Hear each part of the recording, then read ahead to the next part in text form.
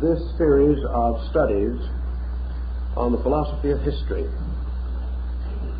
And as we have carried it under the title of the cycle of the Phoenix, we should reiterate that this cycle of 600 years, originating in antiquity, seems to supply an admirable framework for a study of the great periods in the historical descent of man. Last week we analyzed the period beginning with the 12th century and extending through the Reformation, the Renaissance, and the dawn of the modern world, particularly the great era of exploration. We pointed out also that although history seems to build to very critical cycles, actually history is a flowing of cause and effect, and each crisis that arises in the development of the historical perspective is the natural outcome of antecedent causes. Therefore we realize that when we choose an arbitrary date, we are not choosing a beginning, but rather are choosing a point of crisis where various factors, long established, have been welded together into a kind of pattern that suddenly emerges and profoundly affects the destiny of human beings. Our next cycle of the Phoenix, therefore, passes from the year 1200 for approximately 600-year interval and brings us to approximately the year 1800. This year ushered in the 19th century, and this century is rather close to us, and perhaps we consider ourselves well informed as to the occurrences which have marked it. At the same time, in our thinking, there are points that may have been overlooked. We like to think of this period, beginning about the year 1800, as the era of liberation. Here we find a tremendous emphasis upon the emergence of man, of the increasing influence of the human being as an equation in the motions of society. There is a gradual shift from minority rulership to the rulership by masses, by groups. Also a corresponding decrease in the individualization of the person, a decrease which has reached rather startling proportions in the middle of our 20th century. Gradually the emphasis in history also changed. The historian became a new kind of person, and at approximately the period we note, about the year 1800, we observe a subtle modification occurring in man's relation to historical perspective. This modification had to do with the establishment of ancient history upon a scientific basis. As you probably realize, up to about this time, man's knowledge of history outside of contemporary affairs was extremely sketchy. The 18th century historian, writing, for example, about Egypt, was without benefit of the Rosetta Stone.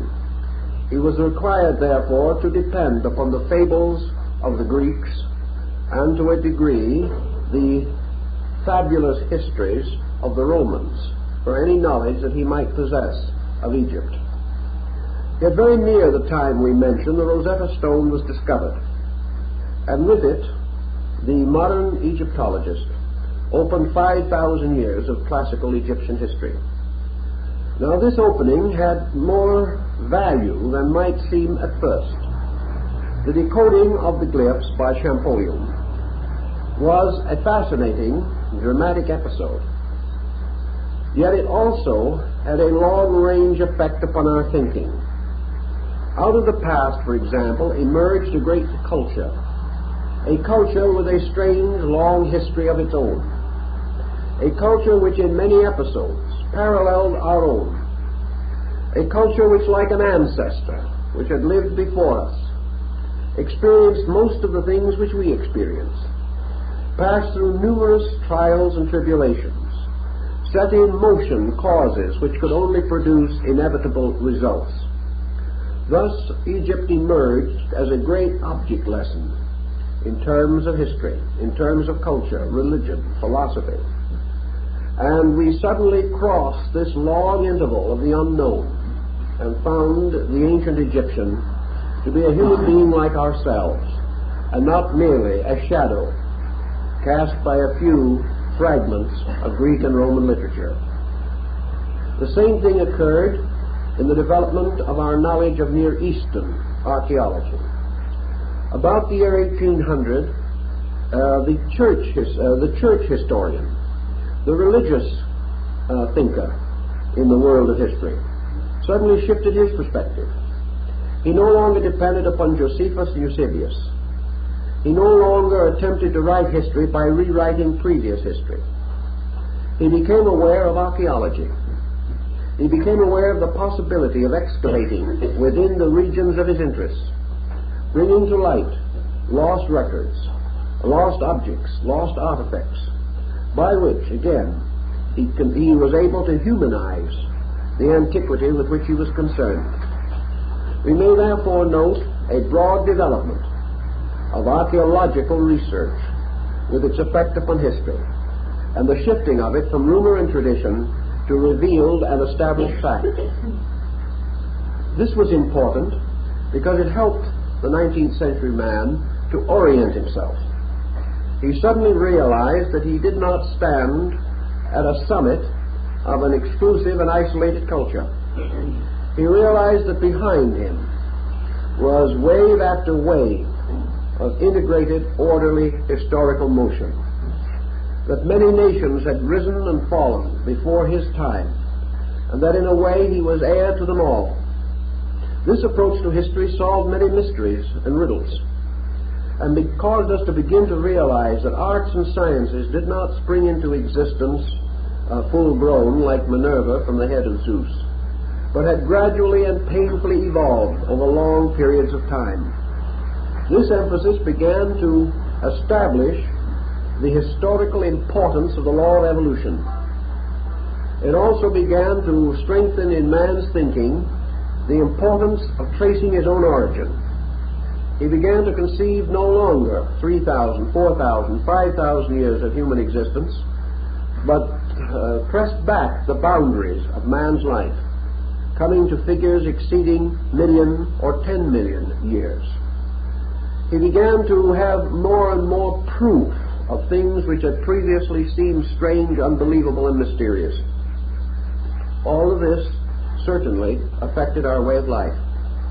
In these researches also, a more critical attitude was turned toward the achievements of the past. And in this critical attitude, man came upon a number of interesting and important facts still useful to him. He began to take a systematic study, for example, of Roman law, and discovered that the Romans, in many respects, were better legislators than 19th century English and American judges and lawyers. He began to recognize the importance of man's experiment with the mystery of government. He observed now 5,000 years of administrative policies. He could see why some succeeded and others failed. He could observe the common traps into which most had fallen. He was able to contemplate the extreme measures and emergency processes which men of the past had set up, and which brought a variety of consequences, some good and some bad. Thus, a new perspective was given, not only in this field, but to medicine, to science in general, to mathematics, to art, music, literature. There was just a great opening, and the foundations that had been laid in the 17th and 18th centuries for the liberalizing of the human mind began to prove valuable. Men began to appreciate, as they had not before, the works of the certain link thinkers, particularly men of the caliber of Bacon and Descartes. These recognitions led also to a better understanding of the world that had suddenly emerged into the thinking of men such as Voltaire, Rousseau, Thomas Paine, and our own American Benjamin Franklin. Thus, by degrees, provincialism broke down. Also, the isolationism which man had placed around his then existing culture. Men had thought of the 19th century and of the 18th, the 17th, as islands upon the surface of barbarism, that they were surrounded by a sea of ignorance. Suddenly, men began to realize that they lived not on islands, but on great continents, intellectual continents, and that these continents sustained a variety of interesting and important knowledge and understanding. All these things led the way to what we might term the opening of the modern world as we know it, a world in which the individual was able to take new ideas without shock or stress to his personality, in which he no longer thought merely of his own culture, but of world culture, and also in which he had the courage to begin to fit man into a place in the plan, rather than to assume that the plan was devised solely for the benefit of man.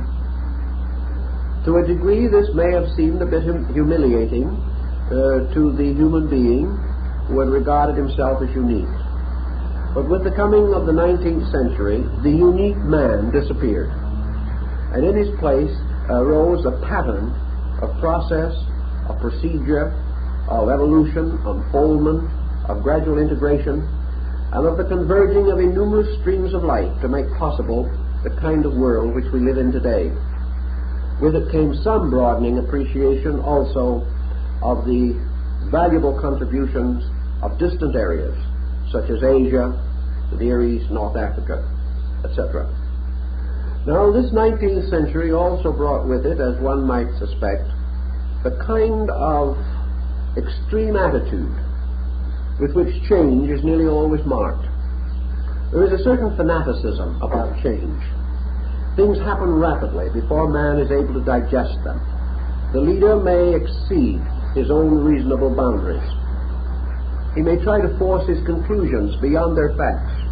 A good example of that can also be found in the 20th century, in which the rise, for example, of psychological thinking has caused a kind of unbalance in our philosophical life.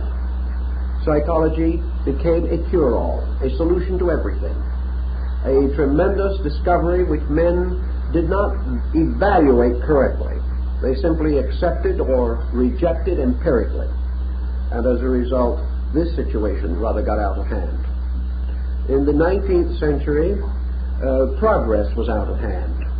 The individual had not yet matured and mellowed his perspective.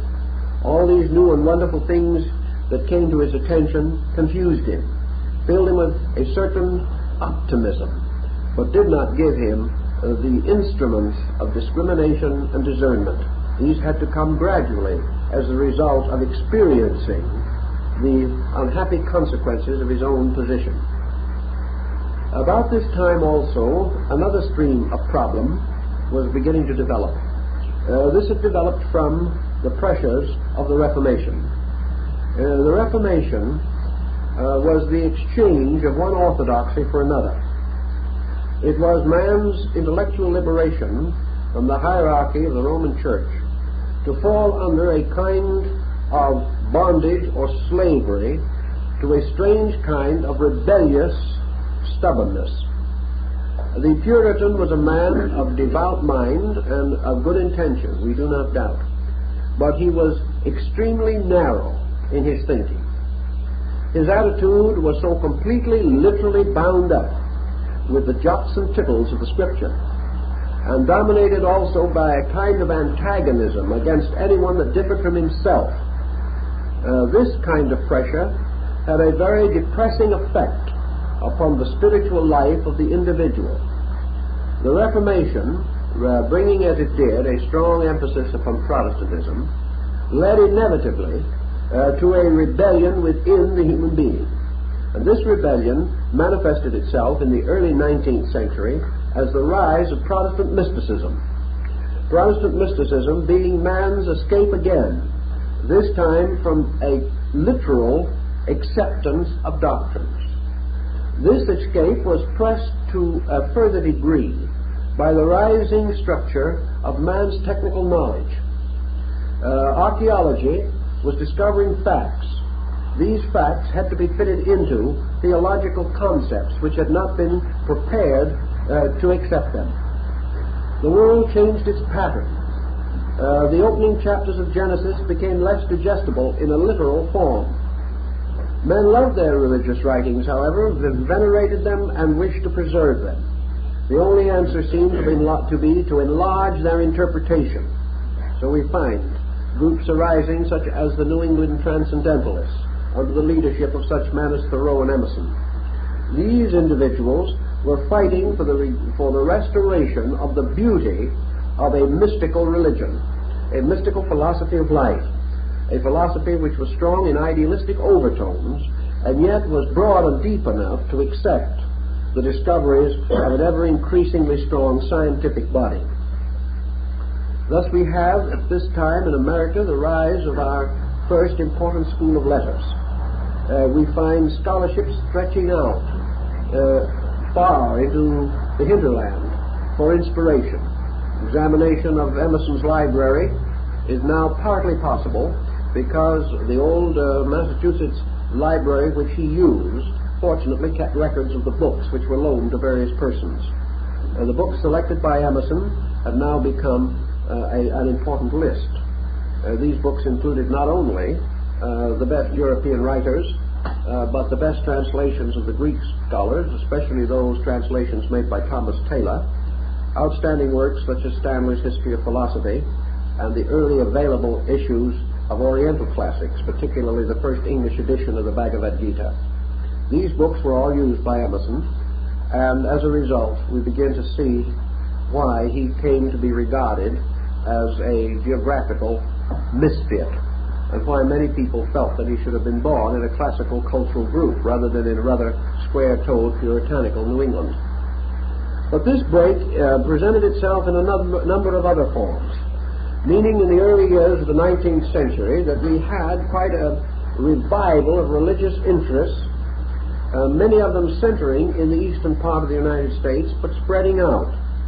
The New England Transcendentalists undoubtedly contributed to many of the liberal religious organizations that we know today.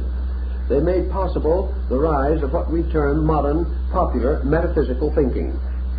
They also contributed as much as they could to a powerful idealism, although this has become generally obscured outside of the religious field. We also find rising at this time movements that were to profoundly affect our religious thinking, such as spiritualism, which also arose in New England, Christian Science, and of course Mormonism, which came into existence at no great distance from the other groups. All these movements represented a kind of revolt, partly inspired by the impossibility of making the older theological interpretations agree with the rising body of scientific knowledge. A man determined to preserve his religious conviction found it necessary to grow and to enlarge his understanding of the spiritual values which were important to him.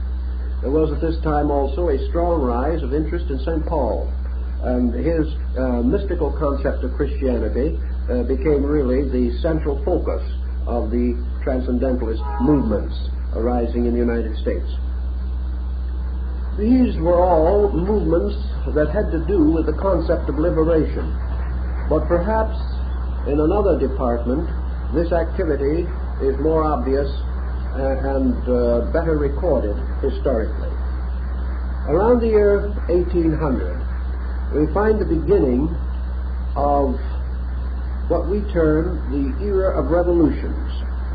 Revolutions in this case gather around this focal year.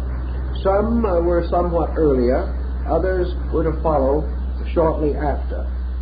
But in the period between around 1750 and 1850, we had most of the basic revolutionary movements working themselves out on the political level. We know, for example, that the first important pronouncements of Karl Marx came into existence about 1840. that these had exercised at their time only a limited influence, but gradually intensified to form a positive basis for what was then known as socialism. Socialism being a movement of liberation on the political level. Around this same time, we see the results of the French Revolution, the reign of terror, and the rise of the Napoleonic Empire. We have, therefore, at this time, a vast war pattern which almost parallels the 12th century conquest of Genghis Khan. Also at this time, we find the breaking away of colonial America, particularly from Spain. And we see the rise of a number of heroes and heroic personalities in the Latin area. Between 1800 and around 1840 or 50, thus we find coming some of the more important names that we associate with the rise of democracy in the West. In Mexico, Miguel Hidalgo, the liberator. One of the most powerful men of his time, although his own achievements were not marked with any great success, he formed a breach, or made a breach in a wall through which others were to pass later. At this time also we find Simón Bolívar, the liberator of Latin America in general, at least one of the most venerated names in the area, making his famous oath of Rome, that he was going to liberate his people from ignorance, superstition, and fear. He accomplished a great deal, was neglected, ignored, and very largely misused by those he had served so well, and it is said that he ended his career penniless, dying in a bed given to him by a friend in a borrowed nightshirt. The bed, and Bolivar had the nightshirt, not the friend. Anyway, the situation goes on. We find Benito Juarez appearing about this period and gradually developing the campaign which was to change again a large part of the history of the Latin American area. Thus, all through this early time, we see men struggling for liberation. We find also in this struggle the gradual liberating of slaves. We observe laws passed in one country after another, by means of which the freedom of the human being became more and more a concern of the public mind. In the earlier part of this period, we find the rise of the little Republic of Liberia, which was the beginning of Negro emancipation from the United States. And the cycle terminates, of course, with the Civil War and Abraham Lincoln's Emancipation Proclamation. Other nations, however, had also passed into this cycle of liberation. And one by one, these countries dissolved the laws by which slavery was possible and also by which imprisonment for debt was possible. These changes affected the political life of the world. They affected the estates of persons. And there were other important moves also made. Up to about the year 1800, and even a little later than that, education was very largely under the influence of religion. Up to the time we mentioned, nearly all the chairs of the doctorate of philosophy in our great schools were held by doctors of divinity, producing what has been called the cycle of the Scottish metaphysicians. The schools were very largely dominated by religious thinking on the level of philosophy and psychology. We see this beginning to break down and find the rise of the doctor of philosophy in his own right, without dependence upon theology or religion. This was almost inevitable in view of the situation that was gradually building up to the final discoveries and pronouncements of the Darwinian theory. Thus, the world was in transition. Intellectually, it was moving very rapidly. Physically, it had not yet changed to any appreciable degree, but the causes of change were beginning to become evident everywhere. Even as early as the year 1800, or shortly thereafter, we also observe another interesting economic situation which called for a lot of reorganization of human policy. Although we had not yet entered into an industrial era, what we termed business was beginning to loom large on the horizon. Business at that time was conducted in small offices by underpaid clerks who spent most of their time writing letters in beautiful Spencerian hands for their comparatively illiterate proprietors. It was not a particularly encouraging period. Good wages at that time in England were £12 a year for a good clerk, and perhaps some of these abuses are shown in Dickens' writings, especially his Christmas Carol. The situation, however, was that merchants were reaching out in all directions. The sea had become a more or less open area. Trade with various countries became more and more imperative to take care of the rising levels of life at home. It was becoming necessary to export goods, and it was also becoming increasingly important to import raw materials. As early, therefore, as 1790, we begin to see strong agitations involving the establishment of powerful trading units. Some of these trading units had already been rather effective, but heavy strain was put upon them. We had groups such as the Hudson's Bay Company, the East India Company, the China Company, and other groups working to create markets for European goods in Asia, and also seeking concessions in the East by means of which they would be able to secure further materials with which to advance the industrial state of labor in their respective countries. This ran against considerable opposition, as might be expected, and early in the century this opposition locked itself around the history of China, which therefore becomes intriguing to us. China at that time was under the comparatively new Manchu dynasty. The Manchurians had more or less taken over, had established themselves strongly in Peking, and had also become strongly Chinese.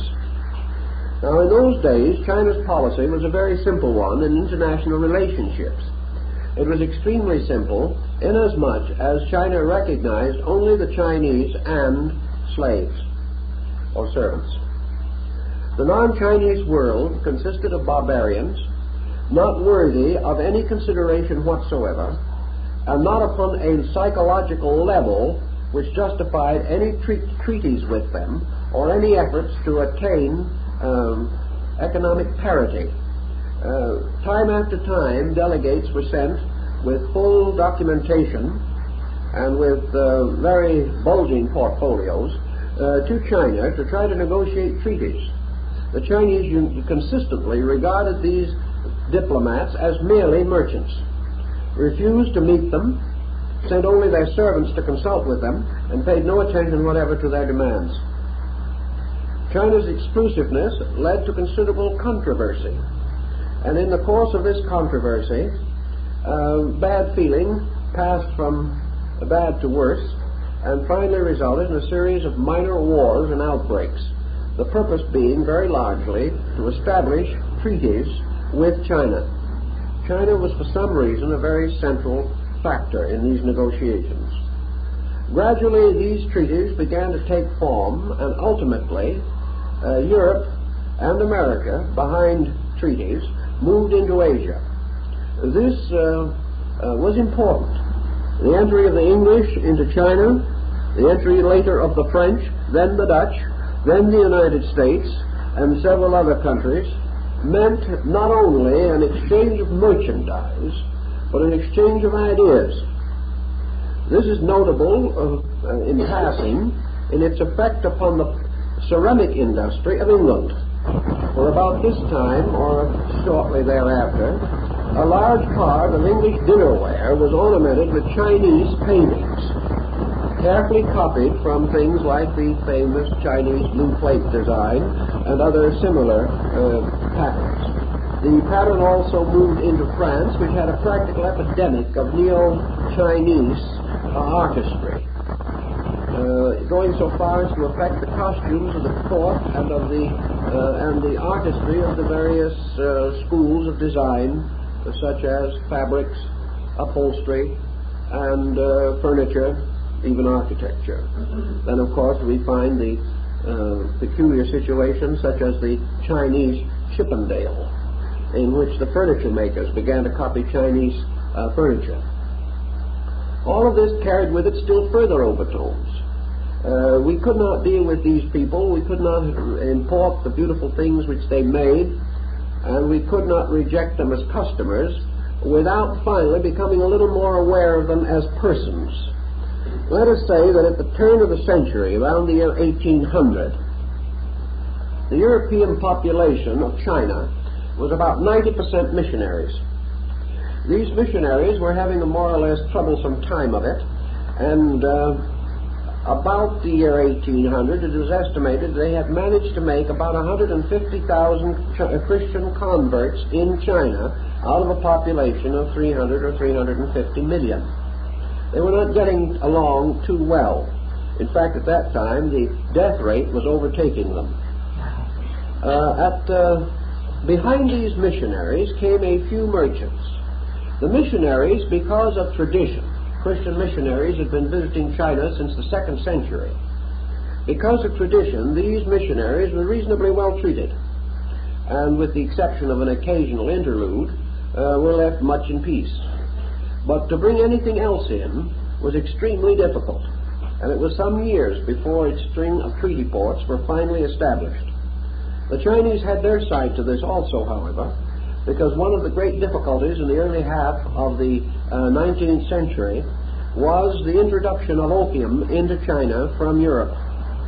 The Chinese resented this very strongly and quite rightfully, and the opium wars and things of that nature rather disfigured Europe's place in Chinese history. Gradually, however, through treaties, this situation was largely remedied, but never entirely so. This meant another extending of boundaries and of motions away from the old patterns of things, the establishment of more intimate contact with the older world, an older culture, and through the Honorable East India Company, the same thing was happening largely in India. Thus we have a new picture here. From the ancient classical times and the gradual infiltration of culture from Asia into Europe, a cultural infiltration which extended from about the 10th century B.C. down well into the medieval period in European history, we suddenly had a reverse. Now we had Europe and America infiltrating into Asia, carrying into Asia manufactured goods, carrying into the Far East the products of Western ingenuity, and perhaps most of all the advantages of Western methodology and Western science. This stream continued to increase until it really became quite prominent. By the middle of the century also, we see the opening of Japan. The opening of Japan is a sufficiently interesting episode for us to give a little attention to it. For some time, the United States and other powers have been attempting to negotiate an important treaty with the Mikado of Japan. All efforts have failed because the Mikado could not be reached. The Mikado at that time was residing quietly in Kyoto, which was the old cultural center of Japan, and the government was in the hands of the great Tokugawa shogunate. The Tokugawa shoguns were the military dictators of Japan and belonged to a descent of families which had held this position for a very long time, perhaps even as early as the 12th century under Yoritomo. This dictatorship left the Mikado as spiritual head of the empire, but all material and practical concerns were in the hands of these dictator princes, these great daimyos that formed a sort of military political council under the shogun. When Hiri finally was able to reach Japan, he was only able to present his credentials to the shogun. He never did reach the Mikado, although for some time it was believed that he had. Gradually, however, the effect of the entry of Hiri's fleet and the psychological consequence of this contact with the West began to bear fruit. The only previous contact of importance had been that of St. Francis Xavier, who had created a missionary colony in the province of Satsuma. And the moment it became obvious that the West and East must meet, Japan prepared for the blow.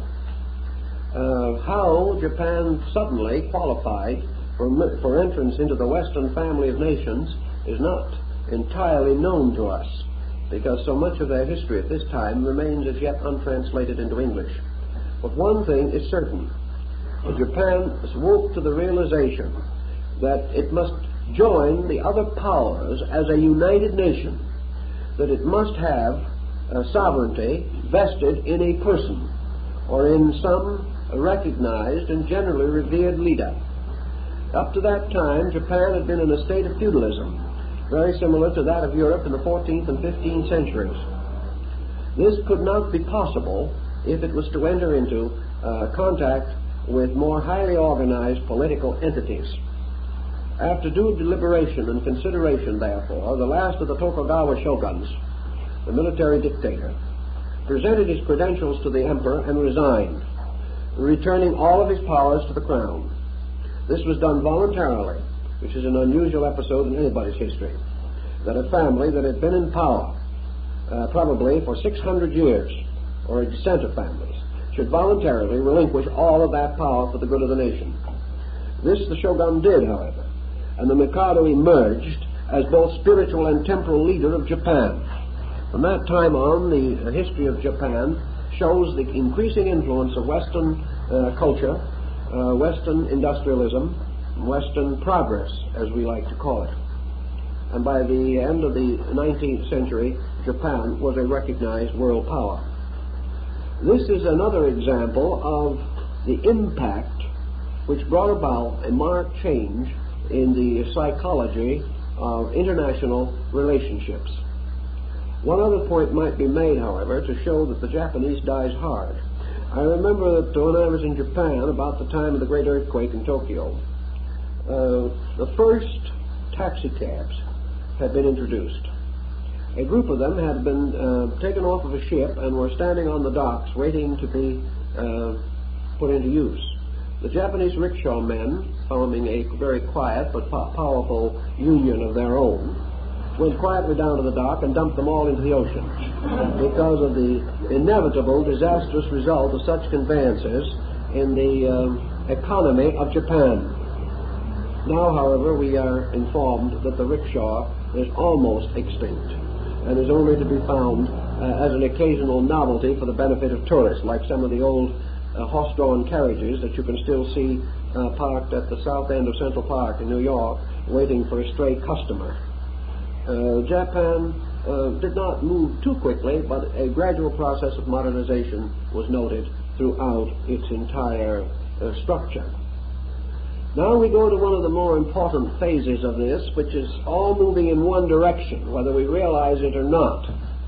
And we have to study a little bit the application of history to the thinking of the early 19th century, as this bears upon the present state of man.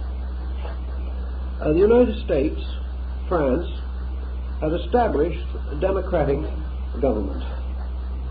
The government of the United States maintained its democracy, or its republican form of democracy, without any great mishap, although it had a number of very close shaves.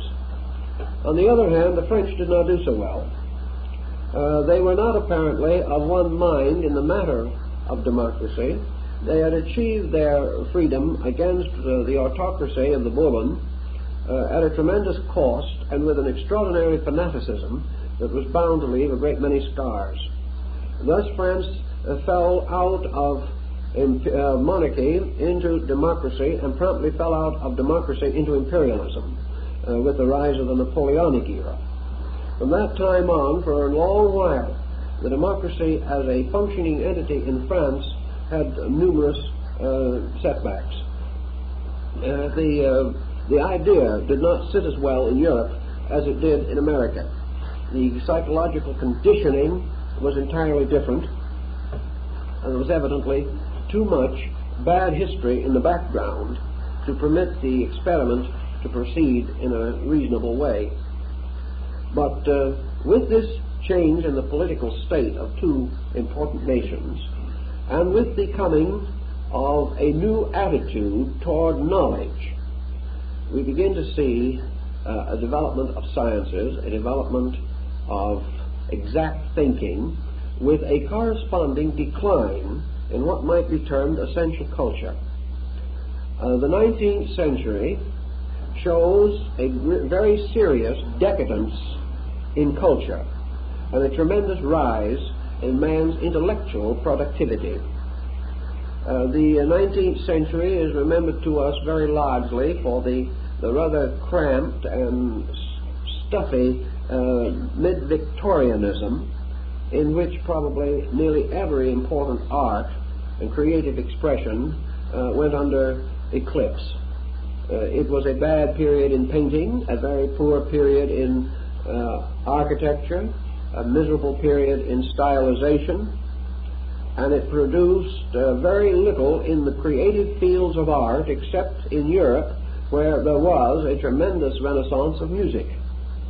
But with the exception of music, nearly all forms of art suffered seriously.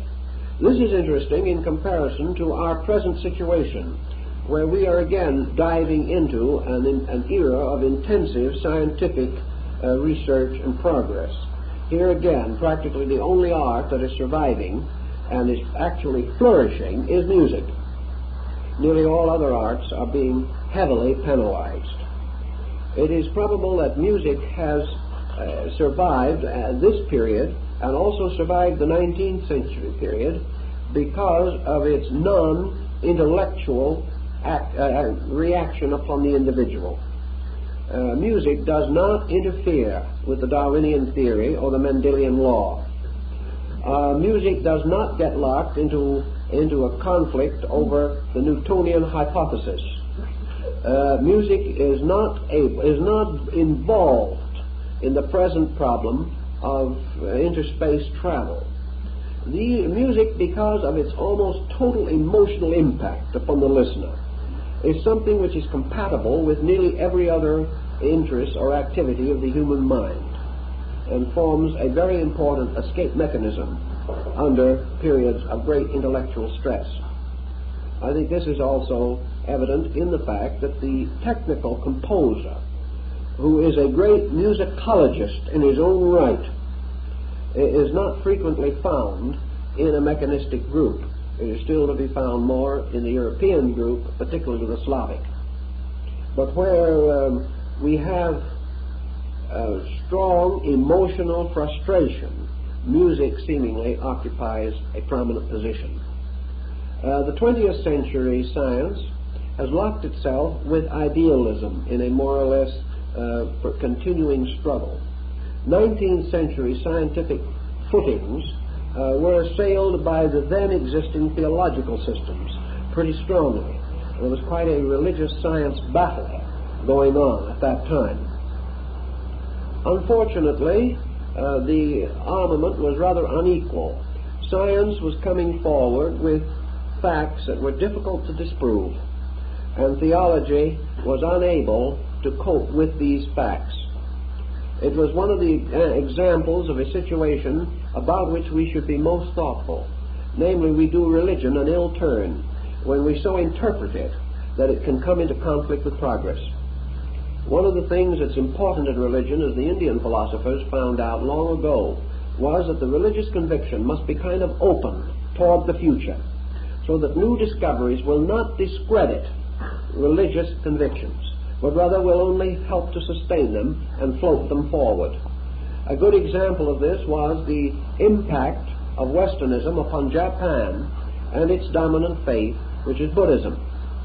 As far as we can learn from historical records, the modernizing of Japan did not cause a moment's ruffle in the development of the Buddhistic faith in that country. There was never a time in which a Buddhist priest or anyone of that kind thundered against progress. There was never a time when modern scientific methodology or modern scientific concepts came into a head-on collision with a Buddhist doctrine. The reason being that Buddhism was very astute in not establishing any boundaries upon the human consciousness. Anything that man discovered, anything that he realized, anything that he was able to demonstrate in a laboratory was, as far as the Orient was concerned, good Buddhism, because there was nothing in the doctrine by means of which a heretic on the scientific level could be conceived possible. There was therefore comparative freedom from this rather unhappy situation. The year of liberation also began with a series of rather simple movements beginning in the lives of people. One thing that everyone has always wanted to be liberated from was taxation. And of course we can begin to appreciate today just exactly what that would mean. In fact, I saw a document not long ago being advanced by someone, hoping that it would catch the public opinion, stating that his idea of a good political party would be one that abolished all federal and state and city taxes. Now, he unfortunately forgot to tell us how these communities and the nation were to be supported otherwise, but at the same time, he undoubtedly will gather a number of strong adherents to the concept. Taxation, while it was only a shadow of what we know today, was of concern in the early 19th century. The individual was beginning to enter into a new economic era. What we call today the average man began to have money in his pocket. Now this will change any system of economy anywhere on earth. The old time of barter and exchange was fading out of our mind. Of course, even in the early half of the 19th century, the average physician was paid in eggs or whatever they happened to have. But gradually cash was beginning to emerge. This meant with it a rising tide of rebellion against such social barriers as had previously divided class groups both in the United States and England, to a lesser degree on the continent, but certainly in these two areas prominently. The man with money in his pocket suddenly began to realize that he was a potential aristocrat. He also came to the final conclusion that a person who has no money in his pocket is also a potential socialist. And being of this mind and not having anything, was very enthusiastic in dividing it with other people. We learned one lesson. Those who had wanted to keep. Those who did not have wanted everyone else to share. This led to some intriguing political developments in this period of time. But while many of them, such as the populist movement and similar groups, did not exactly accomplish their goal or achieve anything in particular, they did leave a heritage of speculation, a heritage which later supported the single tax idea and now apparently is inspiring the no tax idea. This social growth, however, literally meant that human beings were beginning to accumulate things. While they had nothing, there was nothing to tax. But when they began to have things, when land began to be more valuable, when cities began to grow, when produce and construction procedures were under greater demand, the possibility of raising standards of living and of gradually integrating what we would term today the great middle class. These dreams took visualization and a great deal of form. So in this period also we begin to see the rise of labor organizations, the beginning of man's effort to participate in the profits of production, and of course the great slogan of early socialism, production for use instead of for profit. These things were coming. All of these procedures increased in many ways the costs and responsibilities of government. And it has been pointed out again and again that the political situation in the United States in the first half of the 19th century was extremely a caricature, a kind of cartoon of things that were to come. it showed in a small way many problems that we now must face in a much larger and more general manner. Also, about this time, we began to recognize that in spite of all of our thinking, that the Western Hemisphere was not a really isolated area of land. Gradually, our dependence upon other peoples began to emerge. And while this did not really take much shape until the 20th century, still the rudiments were there. We were beginning to reach out. We were also beginning to travel more. I was reading some letters not long ago written in 1827 by a young man who had decided to seek fame and fortune by going west. He had left a little town in New Jersey, and he said in his letter, "I am going out into the wilderness. I am going west into an unknown land. I'm headed for Detroit." Now, it's hard for us to realize this situation. But that was the way it was. It was a frightful trip in those days. We have several of his letters, including a terrible storm on the Great Lakes and an almost impossible situation in Detroit, including a terrible pestilence that was almost destroying the community. It was a rugged time, but it also gave vent to something that was important. It gave release to the first dangers of over-centralization. Cities and towns were beginning to take definite shape along our Atlantic seaboard. Competition between men was increasing. There was no adequate distribution of goods. The transportation facilities were so poor that a great many goods could not even be shipped.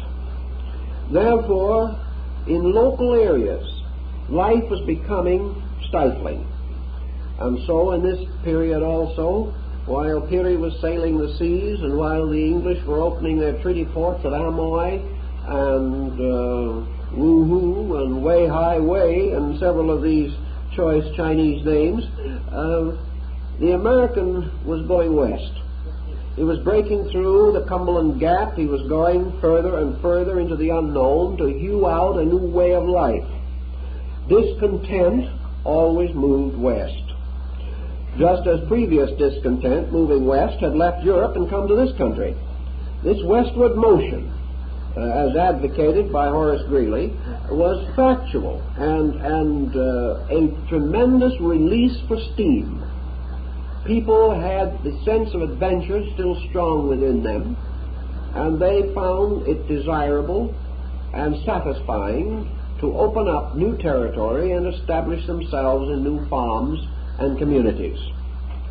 Thus, what might have become much earlier a social revolution was worked off in migration, in the adventure of a larger boundary for living. You know, it's interesting that even in this we have a certain parallel with our present problem. We have just about exhausted the possibility of migration. Nearly every square foot of earth that we can do much of anything with is already claimed by somebody. And while poles may still be available, the limitations as yet upon the desirability of the areas is rather discouraging. So what do? It looks as though we're heading for other planets. We're looking for other worlds to conquer. It seemingly is part of a psychological pressure within man to break through any limitation that becomes difficult. And the escape from repression, from frustration, pushed the 19th century man west. Here he worked it out or simply fell a victim to the procedure and was not heard of again. This situation carried with it a powerful motion of the proletariat group, and the intellectual group was moving in behind, working to solve problems bearing upon these difficulties. Science was beginning to produce the beginnings of relief For instance, in the development of transportation, it was not long before the markets of the world were vastly enlarged. Also, in communication, distant places were tied more and more closely together. The development of powerful improvement in utility systems made it possible for larger communities to exist. The need for feeding the city began to take on practical consideration. And in all of these elements, history stepped in, because these changes were not made simply by dreamers depending upon their own imagination alone. Each of the steps that was taken by means of which the 19th century emerged from an agricultural or agrarian foundation to an industrial one, each of these steps was based upon a careful consideration of the preceding 5,000 years of history. Without that history, these achievements could not have been possible. The early planning of American cities from the standpoint of sanitation was based upon the restoration of the patterns and plans set up by Vitruvius to make possible the metropolitan city of Rome. It was necessary to create vast systems of sewers and aqueducts to supply cities. Our early American communities had no knowledge of this. Europe had very little knowledge of it, except in those areas where the ancient Roman remains still existed. But in a comparatively short time, based upon the old Roman pattern, the city of New York became capable of becoming a great world metropolis. It was back to these old ideas, reformed, reconstructed, and redirected. The same is true in almost every field in which progress was made. In some cases, more ingenuity was presently applied than in others. But in each case, there was some inspiration derived from the common experience of man, the experience of tradition, legendary, and history. In this situation, we also see education moving into a new pattern. Education began to attract more and more people. While the communities were scattered, and while man was almost completely the servant of nature in these respects, education was restricted to a comparatively small group. The average farm boy of 125 years ago had to have his education according to the seasons of the year. The only time he could go to school was in winter, when it was very difficult to get there. In almost all other seasons, he was an essential part of economy. He had to be present for the harvesting. He had to be present for the sowing. He had to be present for all of the various duties which had to do with survival. And if he was able to secure 2 or 3 years of education, it was at great sacrifice to his family because of his need in the economy of his time. I know one case of a man who passed on only a few years ago, who in order to reach the school where he went to school, had to swim through 3 rivers every day. And in the early spring and late fall, when these rivers were partly frozen, it was no easy task. In fact, he looked forward hopefully to those months of winter when there were 3 and 4 feet of snow on the ground, because those were the only seasons when he didn't have to swim the rivers. This type of thing was scarcely conducive to the rapid expansion of higher education. And with the exception of a small group of metropolitan areas, the situation was rather consistent. Schooling itself in those days was also very sketchy. It was difficult, really, to find out what to teach the individual. It wasn't until about the year 1900 that people began to decide what they could be taught. Up to that time, truly, we had the 3 R's. The child was taught to read and to write and to add up simple sums. He needed all these in order to survive economically. Certainly, even though he was producing on a farm, he had to know the weights of the things he bought and sold. He had to be able to keep some record of transactions, although in many cases, grown people kept the records only by making nicks in the side of trees. In these days, education as a planned program for man's social adjustment with progress was comparatively unknown. His education was largely in order to him that he might live, that he might exist, that he might keep some records of his daily transactions, that he might communicate with his loved ones, should they be at a distance or he be traveling, or that he could read his Bible. These were the concerns which prompted his achievements. It was not until a little later that education was really formalized. As late as 1850 and 1860, lawyers, doctors, and other professional persons were simply studied by an apprenticeship method, and perhaps had a very brief interlude of formal training. All these situations began to reflect upon the life of the people, an expanding economy, a gradually improving level of living demanded greater intellectual achievement, demanded greater perspective, and greater skill to keep up with the changes that were taking place. So we can say that by 1850 there were marked improvements, and the modern theory of education was coming into existence. This theory of education has constantly expanded since that time. But education also is a form of liberation. Perhaps, as we have previously suggested, one of the greatest of all the liberalizing factors was our increasing orientation in the field of the sciences, for the reason that through greater knowledge of biology, chemistry, physics, also the scientific arts such as anthropology and things of that nature, we were beginning to sense our relationship not only to a larger universe, but to a universe of potentials.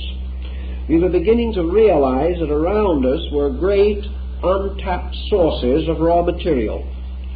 We began to consider the possibility of chemistry on an industrial level, and we were thinking more and more of illumination, even prior to the development of the electric light, the coming of the telephone and things of that nature.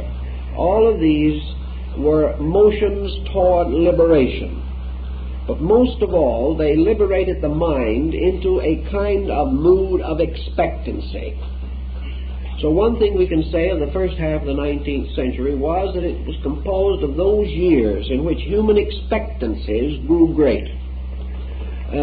Perhaps again in contrast to the first half of the present century, in which our expectancies have gradually diminished, until now the average person faces the future with great fear. The 19th century man, on the level of education, faced the 19th century with a great hope. He began to see the roots and beginnings of things, many of which had great promise. He was not yet disillusioned by the fact that everything he devised could be abused. He was still in the devising stage, and he saw many wonderful possibilities, dreams, and adventures, as expressed in the writings of Jules Verne and other men of the time, who really expressed the fantasy of the 19th century mind. It was a world in which everyone was busy accomplishing something. Each one saw an opportunity to improve himself in some way, perhaps only in his comforts and commodities, but certainly he was working for objectives. Now, labor at this time also began to come into conflict with education. Labor at that time, and we can go back to our statistics because I checked some of these in official records. A laboring man around the turn of the century, around the year 1800 to 1810, usually went to work at 5 o'clock in the morning and ended what he called an ordinary day at 7 o'clock at night. Therefore, a fair working day was about 14 hours.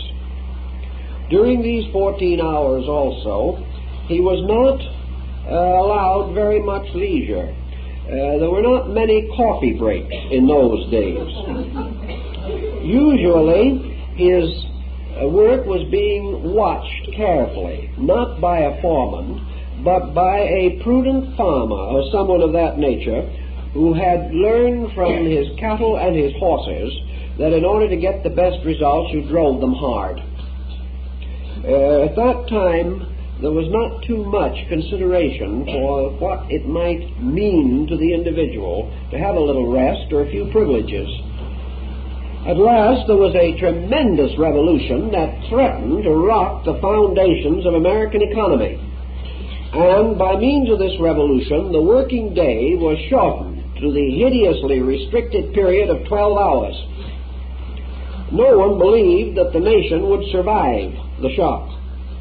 One man got up and said, in that length of time, nothing worthwhile can be done. The struggle also to determine whether the other 2 hours should be paid for that were no longer being used took 50 years to settle. But with that kind of work, and it was a 6-day week, the individual had only 1 day of the week left. He had very little method of illumination in his home. Therefore, with a few exceptions, he did no evening reading or anything of that kind. He was too tired, and his way of life did not provide adequate facilities or inducements. Even with the 12-hour day, he was rather busy, because in that same period, the 7th day was also a rather arduous day. A good family in good orthodox standing started its religious observances on Sunday morning by early prayer at anywhere from 5:30 to 6 a.m. From about 8 o'clock in the morning till 1 or 2 o'clock in the afternoon was devoted entirely to religious services. And the really devout went back and had a further treatment in the evening. In order to get to your place of worship, you might have to drive 2 or 3 hours in a dashboard buggy. So Sunday was not exactly a day all to yourself. Somewhere in this pattern also, the devout woman, who of course had to go to church and fulfill all the services, and on this day was expected to bring the hired people in also, the maids, or the gardeners, or the hired men, whatever it might be. They all had the right to go to church and to put on their best suits and to fix up their boots with goose grease and be at their very best. After this was all over, sometime during the day, the good woman of the house might be expected to prepare a Sunday dinner for anywhere from 12 to 40 people. So it was not what might be termed a quiet Sabbath. Under these conditions, it was evident that the intellectual life of the people was not inclined to flourish. It was necessary to begin to restrict hours of labor in order to release men for the privileges of study. Around 1810, one of the first of these moves was made in an attack upon the employment of small children in labor. In other words, a move was taken, particularly in the urban areas, the towns and communities, to make it required that children would have some opportunity for schooling. Originally, the minimum guarantee was 2 years. Gradually, this was increased, and there was a greater psychological emphasis against using child labor. But it was not until past the middle of the century that these reforms really took on complete proportions. But it was at this time that it began to be fashionable for children to have a chance to go to school. Of course, this fashion was not able to reach the suburban areas for some time later, because on the farm the child was valued merely as a contribution to the general survival. Thus we had a beginning of a fight for education, which meant at that time that only a minute fraction of our population could hope to have what we would term a college education. But the battle of the mind over the economic necessity continued. And about before the year of 1850, we begin to see another trend showing up in employment, and that is the beginning of selectivity in favor of the educated person. This, of course, immediately changed the whole picture. As soon as education meant income, means to attain it took on a great deal more character. The first half of the century was also devoted to a measure in the experiment of wealth. And this experiment, wealth now assumed as a means of liberation. This experiment was undertaken with more naivete than we can hardly appreciate. It was almost completely sugar-coated in idealistic indoctrination. Wealth was always regarded at that time as the indication of superior virtue. The wealthy individual was the one who worked hard, long hours, and kept all of the formulas of an Horatio Alger hero. By luck and pluck, by vim and vigor, he rose above mediocrity. There was never a suggestion in any of this collection of penny wonderfuls that there were any conspiracies possible in finance. Always merit won, always demerit was punished, so that we ended upon or trusted our weight to the rather uncertain ground of high finance with a tremendous amount of optimistic integrity. We were quite convinced that wealth in the new way of things, under our modern way of life, was going to be the reward for virtue, and that only the virtuous could possibly become rich. I might add that there's been some disillusionment in this direction since. We're not quite as secure in our feelings on the matter. But as we do all things in the same way, we attacked wealth with the firm belief that it was going to prove to be the greatest emancipating force. Wealth was going to enable us to buy intelligence. It was going to enable us to spend money for self-improvement. When this wealth began to accumulate, we didn't always use it that way, but that was the idea. So in the first half of the 19th century, liberation from mediocrity through the possibility of private wealth and private industry began to take powerful force. It was then that we began our pattern of rugged individualism that ended in 1929 in ragged individualism. It was a long and disillusioning period in which we struggled to prove that by means of wealth we could be happy, we could be secure, and we could attain peace.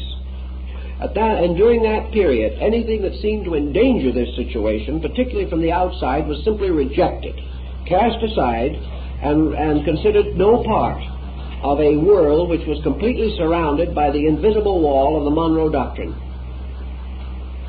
This situation goes on into other brackets, and I think that out of the various ones, we're going to have to pause somewhere.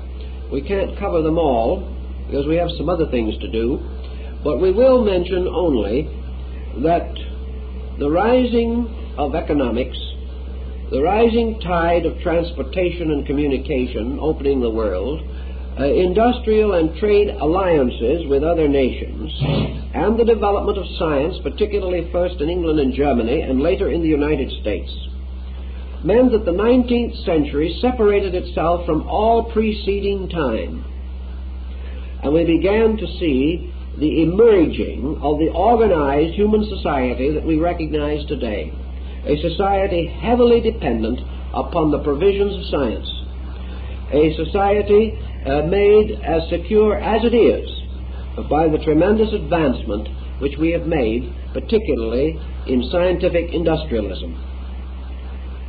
Now, in this period, of course, we had this conviction that everything that we were doing was being done for the good of man. Man was taking under humanism, which had been developing in the 18th century, a very large place in the pattern. The 18th century humanists, like Rousseau or Montesquieu or even Voltaire, had stated clearly that man is king of his world, that in this material world man can do anything that he can do, that there is no limitation upon him except the limitation which he places upon himself, that anything that he can capture in nature he has a right to, And this gradually developed into a rather rugged attitude that nature existed only to be exploited by man. Natural resources, everything, were available for man to use as he pleased. And scientific progress was teaching him how to use these things according to a code which was becoming intensively materialistic. As the proprietor of the universe, man gained a swelled head. He began to regard himself as a being with limitless opportunity and no responsibility. In his scientific researches, he had not been enough of a historian to realize that other people in other ways had tried this before him and had come to grief.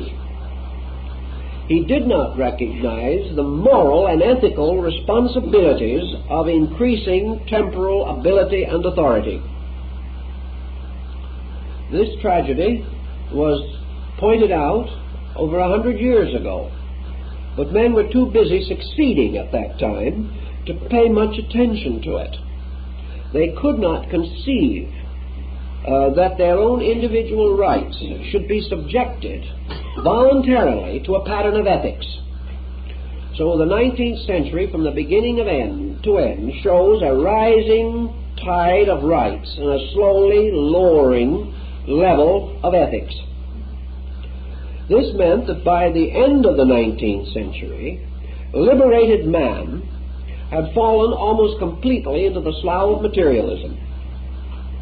He had achieved a vast amount of skill. He was gradually solving the problems of sanitation and of housing and of ventilation.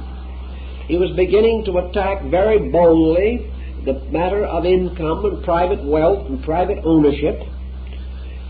And yet with all these things, he was not achieving his primary end, security. This security was still eluding him. He was liberated from everything except his own ignorance. He had a new kind of knowledge, but this knowledge was not a panacea for a grand ignorance. Thus, as his intelligence became more and more specialized, and the area of it was increasingly restricted by his interests, he began to lose sight completely of his true relationship to the universe of which he was a part. The universe became less important to him. Ancient man stood in awe of everything. Modern man stood in awe only of his own achievements. Ancient man feared the universe. Modern man, as a result of 25 or 30 centuries of evolution, came to that more exalted condition in which he feared himself and other human beings.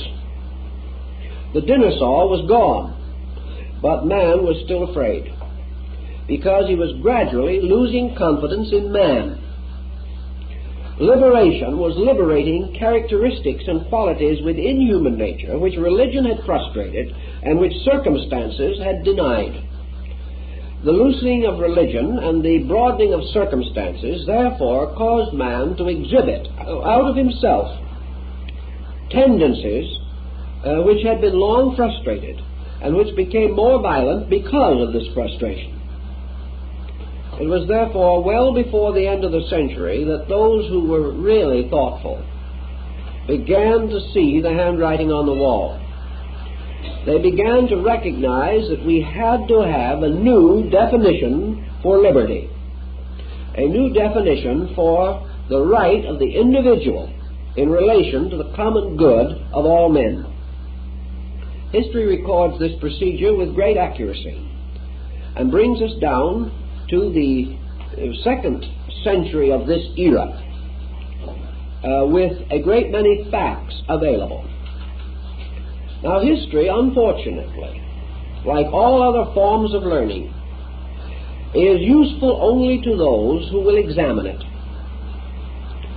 And as our own thinking changes, we must realize that histories are written under the pressures of prevailing concepts. Little by little, therefore, the historical works of our generation have lost their moral integration.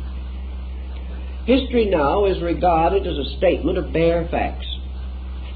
History is limited largely today to the competitive recounting of the scientific achievements of the last century. History as a record of the basic state of man is almost totally ignored. History as a record of mistakes is conveniently forgotten. Yet the histories do exist, and they are available to the individual who is willing to question the success of that which is obviously very shaky.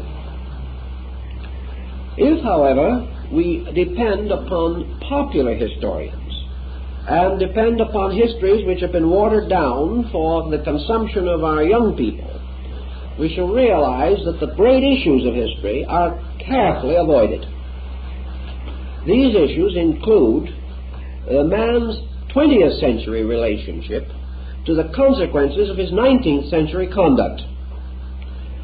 Also, the record of man continuing persistently to perpetuate mistakes. Individual, because of his hyper-individualistic attitude today, has followed in an ancient false formula. He has assumed that because he is an individual, he is an exception to the rules governing all other individuals. History points out that it cannot find one of these exceptions, but man is not interested in that phase.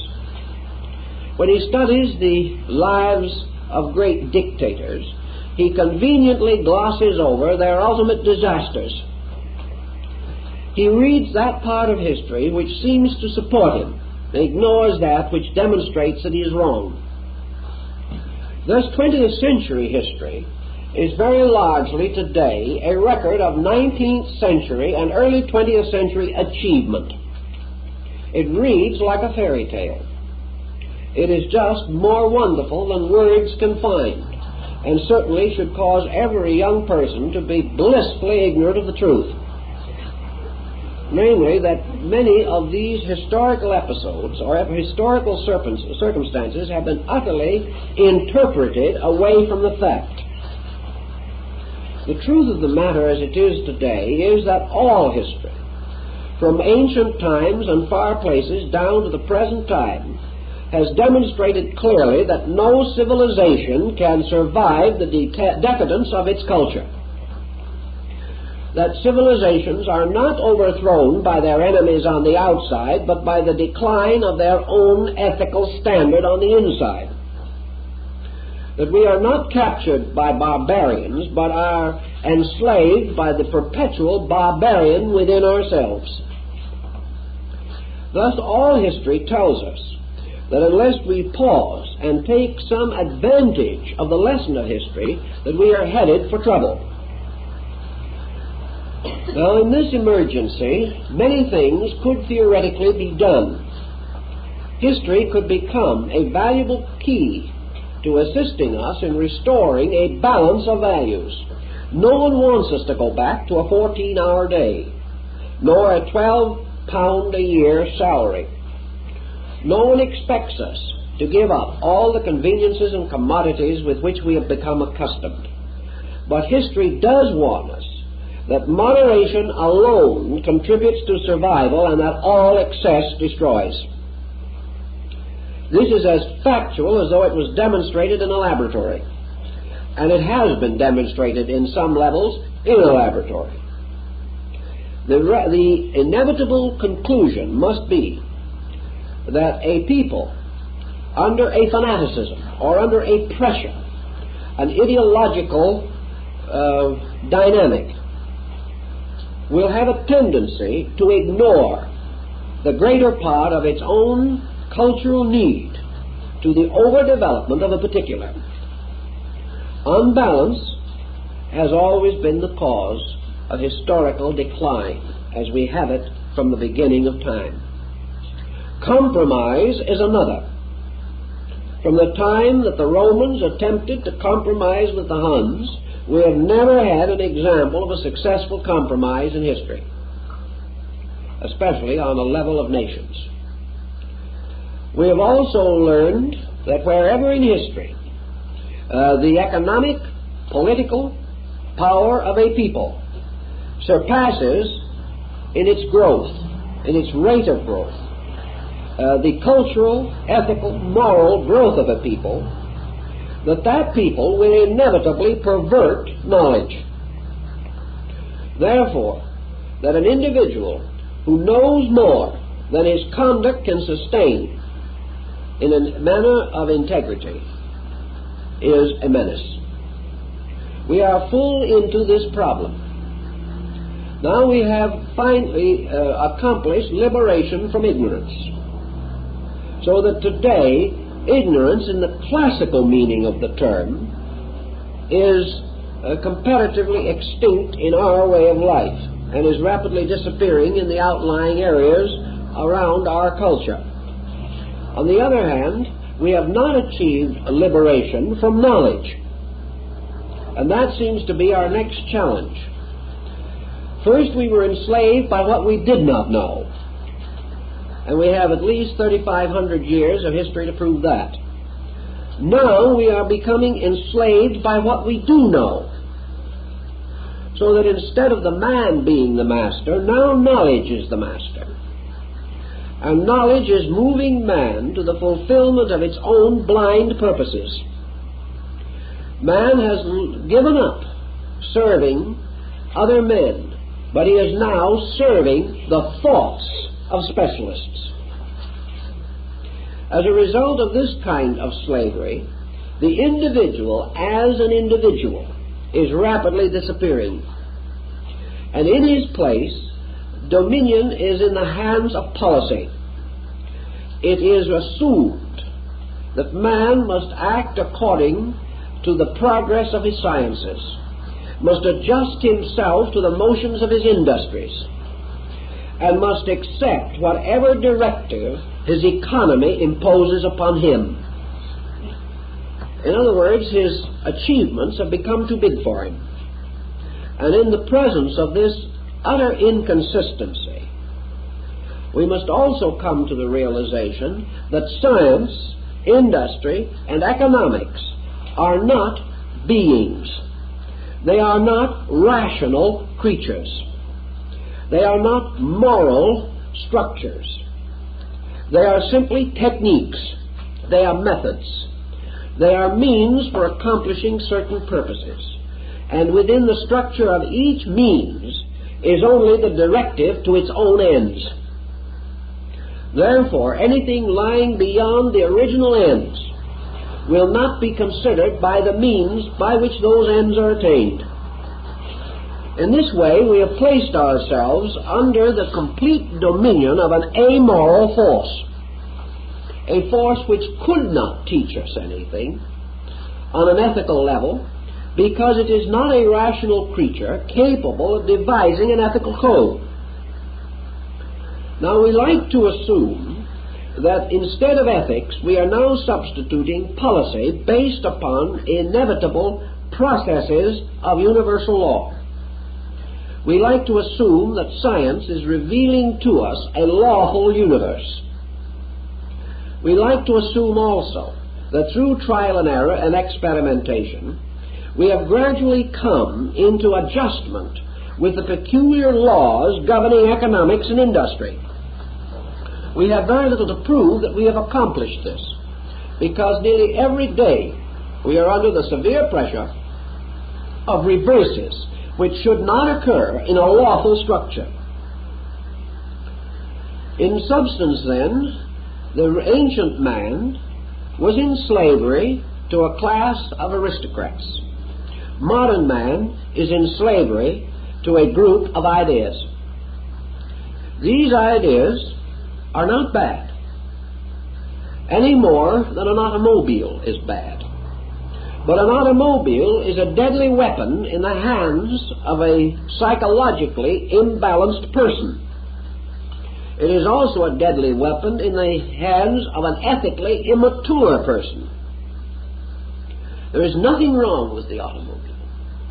The trouble lies in the lack of responsibility and integrity, understanding, or skill of the driver, or in the case of the so-called unavoidable accident, perhaps of the construction of the vehicle itself. Actually, however, in our modern way of life, we need history. History comes to us in the form of a kind of religion. History tells us, beyond any doubt, that the essential theme of the ancient fairy tale is more true than the products of the modern laboratory. For it was the essence of the ancient fable that good must triumph. It was the essence of the ancient legend that with many adversities and reverses and great hazards and dangers, the hero must be true to his principles and must finally demonstrate his own integrity, thus establishing himself as a true hero, as a superior person entitled to live happily ever after. Our present policy is not assuring us of any of these things.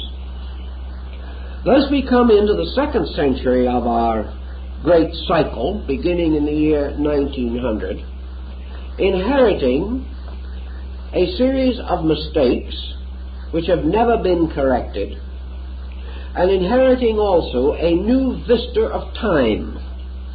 Because one thing that we haven't pointed out as yet in relation to the philosophy of history is that history is related to time. And time, in its largest dimension, as far as our moral life is concerned, is opportunity. Time for us today is future. Time is an allotment between the sowing and reaping, during which it is our privilege and duty to act properly in the gardening of our crop. If we do not use the interval between cause and effect with a certain moral definition, the effect is going to be correspondingly deformed. Thus, time is available to us to make history. Out of the consideration of the past, man could evolve a complete historical theology. History can convince him on the level of fact of practically every element of ancient religion. History can prove to him the 10 Commandments of the Mosaic Code with greater certainty than any moralist can define them. History can prove conclusively the integrity of the Sermon on the Mount. Yet at the same time, at any moment in history, men may violently deny these ethical principles and presumably demonstrate they can survive without them. But history, again, is a measure of survival. History is not something which merely extends around the immediate moment. History is that condition or that motion in time by which all things finally leave their immediate significance to gradually increase in perspective until they become world values. Thus, I think we should take into consideration that this era of liberation, which must go on for the best part of 450 years into the future, represents, as we see it today, certainly at this period in its development, the desperate need to untangle the heritage which we received. We have become like a group of children who have inherited a parental estate and are now squabbling over it. We do not want to be like those children who also squander the estate. For we know today that in the majority of cases, children will squander their inheritances. To squander the inheritance of history is to bankrupt a civilization. It is to destroy its relationship to the laws which govern the socialized motion of species and groups. Thus, in the future, man must continually liberate himself. And we can turn to some of the philosophical episodes marked in history to determine how this can be done. And wherever it has successfully been assailed and has achieved at least a temporary victory, this has always resulted from the individual gradually gaining a moderate attitude toward the situations in which he finds himself. The motion away from extreme. Now let us take an example of an extreme as we know it today. We are concerned constantly over the increased cost of living. We are threatened that in many fields of activity it will probably rise 1% a month for some time yet. It is quite possible that this rise will be blocked by the early introduction of effects from some of the immediately preceding causes, and this may be blocked to some degree, but we are concerned very seriously with it at the moment. Yet on every hand we find that the individual declines to moderate his own demands upon life. He is constantly seeking more with which to meet the rising costs of life. This can go on to a most exaggerated state, or it can result in the complete collapse of what might otherwise be a very useful economic theory. It rests again with the individual, or with the group of individuals, who must regain control over the policies which they themselves have established. These policies cannot be permitted to run headlong, or to act like a horse that once escaped and ran away. These commodities, these policies, these processes, these patterns must finally be moderated. They must be brought within the pattern of the reasonable, or they cannot survive. And in our busy day, with our tremendous emphasis upon achievement, we have forgotten the science of reason. And being deprived of the science of reason, we do not know how to be reasonable. I talked to a man about it not long ago, and he said, well, that's all right. I guess you're supposed to be reasonable. Perhaps it would help. But he said, I've got a private philosophy of my own, which seems to be working for me. And that is, instead of being reasonable, take all you can get while you can get it. The same man is wailing on the fact that he can't keep anything that he's getting. So the situation is not as optimistic as even he would like to assume. Contemplation upon history produces the philosopher historian. It makes the individual realize that from history can be derived the working solution to practically any problem that we face today. We say to each other, sometimes to ourselves, we do not know the answer. Yet there is no principle with which we are concerned today which has not previously been applied in some way, and the operations of that principle can be studied and estimated with almost infallible accuracy. What we hope is that these principles will not be consistent. We hope that we can prove ourselves an exception to the rule of life.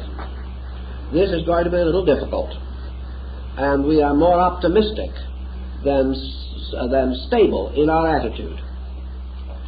Actually, from the philosophy of history, we can find the working formulas for things that we want today. We know how crime can be solved. We know how juvenile delinquency can be solved. We know how religious intolerance and racial intolerance can be solved. We also know how the danger of depression can be removed. We know how peace can be achieved. We know how the individual's personal security can be advanced. We know how health can be improved. We know how old age can be retarded. We know all of these things, but we do not wish to face the implications of them. So we prefer to drift hoping for the best and with a very profound internal conviction that the best is not going to occur. As a proof, more or less, of this uncertainty, we can note the tremendous revival of religious interest in the United States and in other countries. Men are becoming a little frightened, and in their fear they are on the verge of restoring a few phases of the divine initiative. When man can't run the universe, he gives it back to God. While he can run it, he denies God any part in it. Actually, there are not these unsolvable mysteries. There are simply patterns that are factual. Patterns, however, which cannot be applied unless there are major changes in our policies of living. The individual cannot remain the same and get better. In order to achieve practically every end that we conceive to be valuable, we must liberate ourselves from the fixation of our present infallibility. We have got to face a number of facts, and we've got to dignify, reason, restore the rational power of man. We have got to recognize that the greatest asset that humanity possesses is the creative rationality of the enlightened human being. Without this asset, all else fails, and all systems which so regiment men that this creative contribution is denied, frustrated, or lost, will pay for this regimentation with their own existence. These facts we know simply from history. Therefore, we cannot say that it is a dull, dry subject, nor can we say that it has no place in religion or no place in philosophy, that it belongs to the moldy systems of ancient culture. It does not. It is a constant living value. It is a mirror into which we constantly must look to see the reflection of our own way of doing things. History of the 20th century is a shocking example of the results of an excessive 19th century departure from ethics. Without what happened in the 19th century, the 20th century would not have followed. And if the 20th century does not solve some of these problems, it will again sow a whirlwind and reap a whirlwind. If then, in history, we have the result of collective action, let us also realize that the historical entity, considered as a total, is also a kind of abstract personality. That which the total historical entity has found to be unreasonable will never be reasonable in the conduct of an individual. That which has failed for 1,000 different dictators will never succeed for another dictator, but he is always hoping that it will. That which maybe 1 billion or 2 billion human beings have found to be untrue, we will not prove to be true. I do not mean in opinion, I mean in practice. I mean in the experience of how to live and what the consequences will be. Man has struggled through a great many levels of primitive life, but he has achieved and survived because of certain values, and his survival has never flowered into its proper maturity because of the absence of certain other values. As long as values remain as they are, some present and other important ones absent, our civilizations will continue to be inconclusive. We will never achieve the final consummation that we desire. Out of this fact also comes a recognition that a human family is not different from a family of nations, that the beliefs of whole generations of persons have produced effects very similar to those effects that will occur to us if we as persons hold the same beliefs. Thus history is forever a generalization upon a particular. And history is always capable of bestowing this generalization upon a particular, assisting that particular, a person, in his own orientation. If, therefore, we go back over these periods, we will find that the intolerances and intemperances of history are merely mass examples of the intolerances and intemperances of individuals. What happened to the nation or the race because of a certain intemperance or intolerance will inevitably occur to an individual who follows the same procedure. Thus, history becomes a personal guide as well as a collective guide. Recognizing, as the tradition of the Phoenix tells us, that this is the great era of liberation, man's duty is to liberate himself from anything and everything that prevents him from being a balanced, mature human being. He must liberate himself from childishness, from his own adolescence. He must liberate himself from false, glamorous hopes. He must liberate himself from inanity, stupidity, and a kind of learned ignorance in which he knows much, but nothing that he knows helps him to live better. He must liberate himself from the great collective policies which now tell him that this and that are acceptable, fashionable, and necessary. He must do these things to what degree he can in his personal life, and to the degree he succeeds, he improves his personal life. He must also face the fact that by collective action he must ultimately achieve these things collectively, in order that nations may have security and freedom from the national diseases of poverty, war, and unemployment. These problems are all scientifically understandable and demonstrable. And the purpose of science is to discover the whole truth. And that whole truth is that the world of knowledge is suspended from a world of good laws, and that the universe of scientific achievement is meaningless unless it is governed by ethical attainment. These patterns may astonish us, may disturb us, may worry us, but we must ultimately face them historically, namely that these things must be done, and until they are done, there will be no change in our patterns of security and insecurity.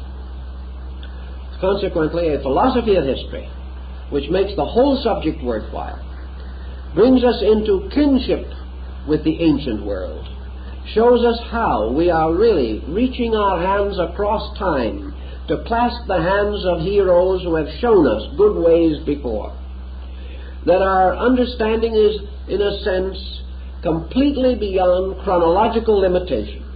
In the urgent need of mankind, it is not nearness or remoteness of time, but essential value of quality that is important. In order to win our final fight, we must learn from all that knew more than we do, and we must teach all that know less. And until these ends are attained, history will be a record of trial and error, of some success and many failures. But we can improve it, and we can gain from it, and we can grow through the contemplation of it into a better way of life for ourselves.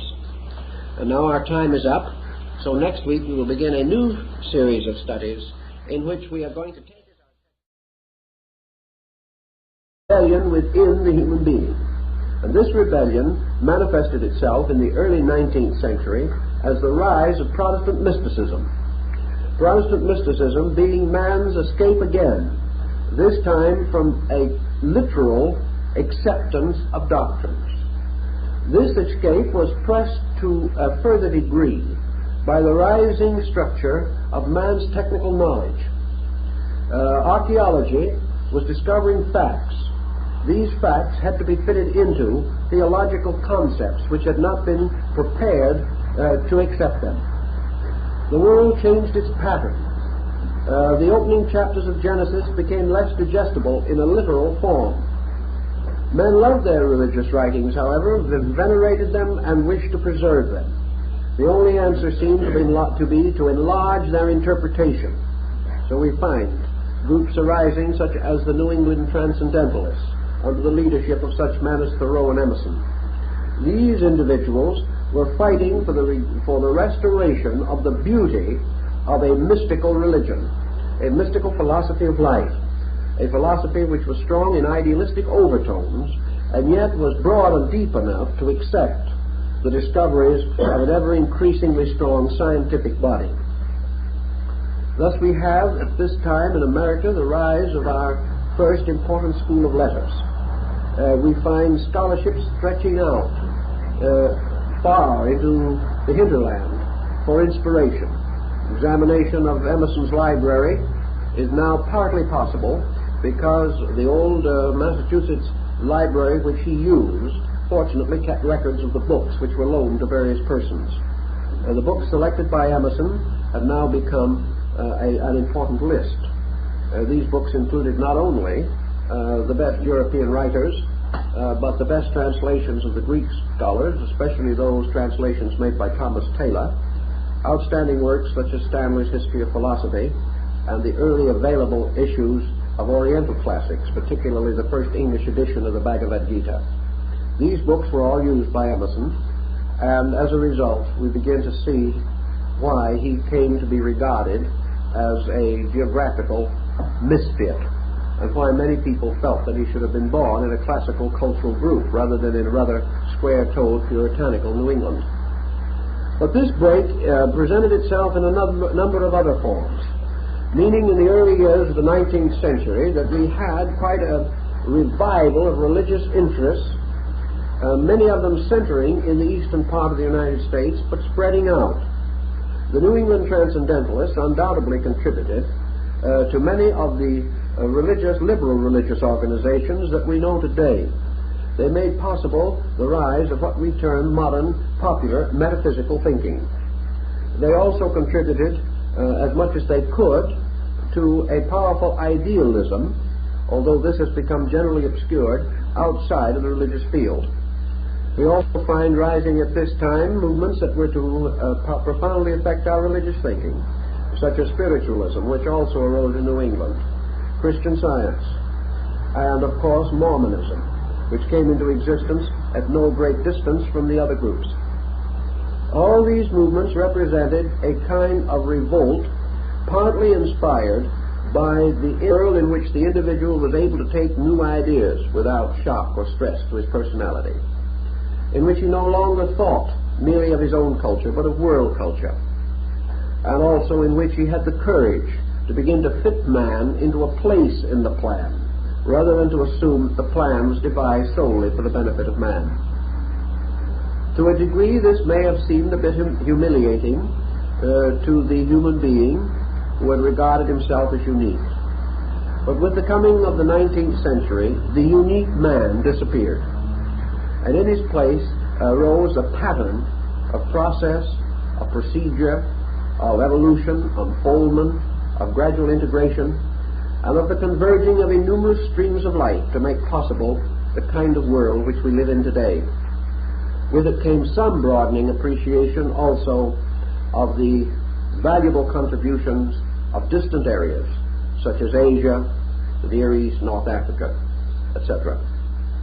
Now, this 19th century also brought with it, as one might suspect, the kind of extreme attitude with which change is nearly always marked. There is a certain fanaticism about change. Things happen rapidly before man is able to digest them. The leader may exceed his own reasonable boundaries. He may try to force his conclusions beyond their facts. A good example of that can also be found in the 20th century, in which the rise, for example, of psychological thinking has caused a kind of unbalance in our philosophical life. Psychology became a cure-all, a solution to everything, a tremendous discovery which men did not evaluate correctly. They simply accepted or rejected empirically, and as a result, this situation rather got out of hand. In the 19th century, progress was out of hand. The individual had not yet matured and mellowed his perspective. All these new and wonderful things that came to his attention confused him, filled him with a certain optimism, but did not give him the instruments of discrimination and discernment. These had to come gradually as a result of experiencing the unhappy consequences of his own position. About this time also, another stream of problem was beginning to develop. This had developed from the pressures of the Reformation. The Reformation was the exchange of one orthodoxy for another. It was man's intellectual liberation from the hierarchy of the Roman Church to fall under a kind of bondage or slavery to a strange kind of rebellious stubbornness.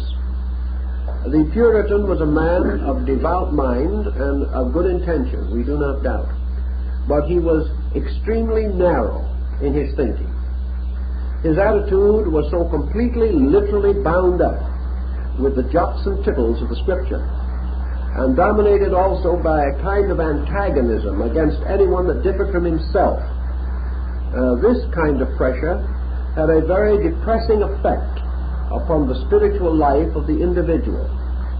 The Reformation, bringing as it did a strong emphasis upon Protestantism, led inevitably to a rebellion upon a scientific basis. As you probably realize, up to about this time, man's knowledge of history outside of contemporary affairs was extremely sketchy. The 18th century historian, writing, for example, about Egypt, was without benefit of the Rosetta Stone. He was required, therefore, to depend upon the fables of the Greeks and, to a degree, the fabulous histories of the Romans for any knowledge that he might possess of Egypt. Yet very near the time we mentioned, the Rosetta Stone was discovered, and with it the modern Egyptologist opened 5,000 years of classical Egyptian history. Now, this opening had more value than might seem at first. The decoding of the glyphs by Champollion was a fascinating, dramatic episode. Yet it also had a long-range effect upon our thinking. Out of the past, for example, emerged a great culture, a culture with a strange, long history of its own, a culture which in many episodes paralleled our own, a culture which, like an ancestor which had lived before us, experienced most of the things which we experience, passed through numerous trials and tribulations, set in motion causes which could only produce inevitable results. Thus, Egypt emerged as a great object lesson in terms of history, in terms of culture, religion, philosophy. And we suddenly crossed this long interval of the unknown and found the ancient Egyptian to be a human being like ourselves, and not merely a shadow cast by a few fragments of Greek and Roman literature. The same thing occurred in the development of our knowledge of Near Eastern archaeology. About the year 1800, the church historian, the religious thinker in the world of history, suddenly shifted his perspective. He no longer depended upon Josephus and Eusebius. He no longer attempted to write history by rewriting previous history. He became aware of archaeology. He became aware of the possibility of excavating within the regions of his interests, bringing to light lost records, lost objects, lost artifacts, by which, again, he was able to humanize the antiquity with which he was concerned. We may therefore note a broad development of archaeological research with its effect upon history, and the shifting of it from rumor and tradition to revealed and established fact. This was important because it helped the 19th century man to orient himself. He suddenly realized that he did not stand at a summit of an exclusive and isolated culture. He realized that behind him was wave after wave of integrated, orderly historical motion, that many nations had risen and fallen before his time, and that in a way he was heir to them all. This approach to history solved many mysteries and riddles, and caused us to begin to realize that arts and sciences did not spring into existence full-grown like Minerva from the head of Zeus, but had gradually and painfully evolved over long periods of time. This emphasis began to establish the historical importance of the law of evolution. It also began to strengthen in man's thinking the importance of tracing his own origin. He began to conceive no longer 3,000, 4,000, 5,000 years of human existence, but pressed back the boundaries of man's life, coming to figures exceeding million or 10 million years. He began to have more and more proof of things which had previously seemed strange, unbelievable, and mysterious. All of this certainly affected our way of life. In these researches also, a more critical attitude was turned toward the achievements of the past. And in this critical attitude, man came upon a number of interesting and important facts still useful to him. He began to take a systematic study, make a systematic study, for example, of Roman law, and discovered that the Romans, in many respects, were better legislators than 19th century English and American judges and lawyers. He began to recognize the importance of man's experiment with the mystery of government. He observed now 5,000 years of administrative policies. He could see why some succeeded and others failed. He could observe the common traps into which most had fallen. He was able to contemplate the extreme measures and emergency processes which men of the past had set up, and which brought a variety of consequences, some good and some bad.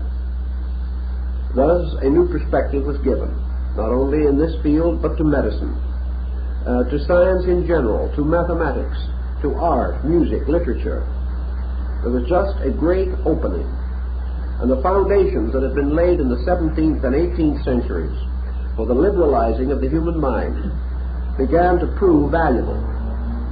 Men began to appreciate, as they had not before, the works of the certain link thinkers, particularly men of the caliber of Bacon and Descartes. These recognitions led also to a better understanding of the world that had suddenly emerged into the thinking of men such as Voltaire, Rousseau, Thomas Paine, and our own American Benjamin Franklin. Thus, by degrees, provincialism broke down. Also, the isolationism which man had placed around his then existing culture. Men had thought of the 19th century and of the 18th, the 17th, as islands upon the surface of barbarism, that they were surrounded by a sea of ignorance. Suddenly, men began to realize that they lived not on islands, but on great continents, intellectual continents, and that these continents sustained a variety of interesting and important knowledge and understanding. All these things led the way to what we might term the opening of the modern world as we know it. A world.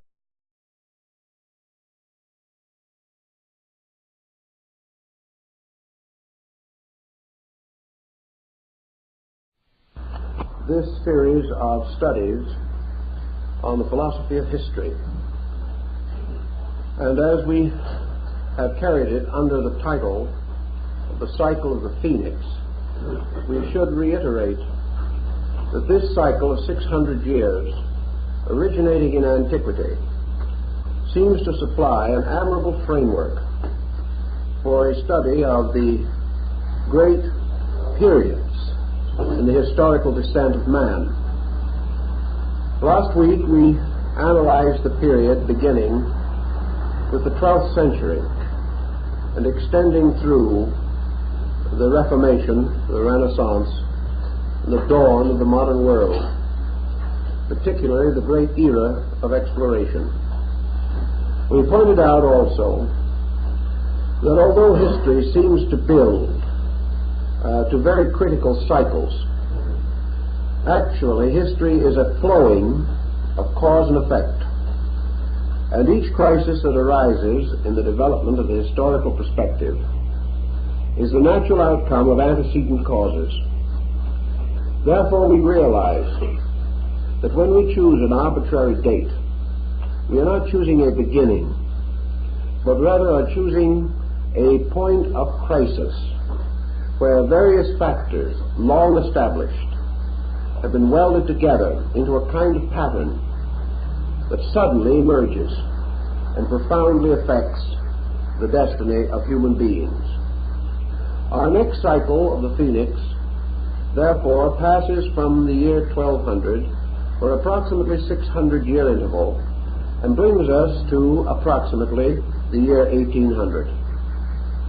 This year ushered in the 19th century, and this century is rather close to us, and perhaps we consider ourselves well informed as to the occurrences which have marked it. At the same time, in our thinking, there are points that may have been overlooked. We like to think of this period, beginning about the year 1800, as the era of liberation.